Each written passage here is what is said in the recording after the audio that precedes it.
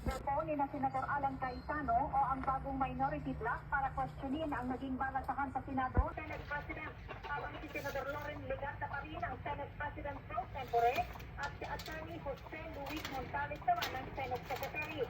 Ayon sa petition Visit GMAnetwork.com/.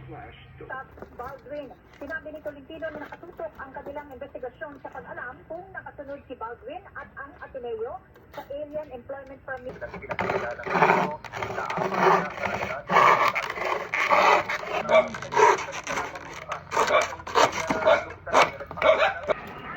Ang tanong na lang ngayon, ilan ang patunayang positibo sa mga Pilipinas?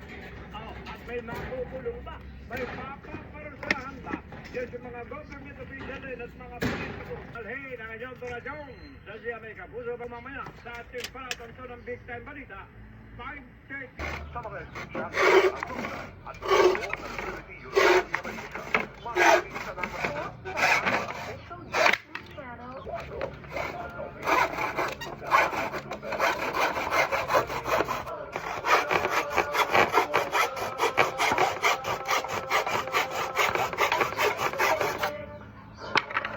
Attorney's Office of PAO.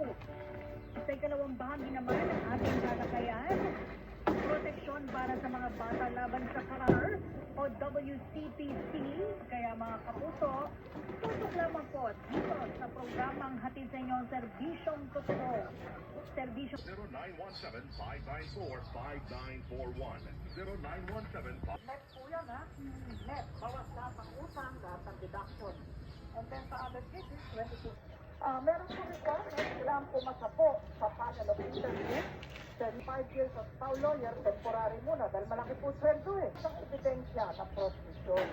Pero, kung napakahina po ng ebidensya, bakit po pipilitin mo na? At saka bakit ka mamimilit? Inordinate slip po yun. Pwede pong ma-reverse of judgment pag ganon.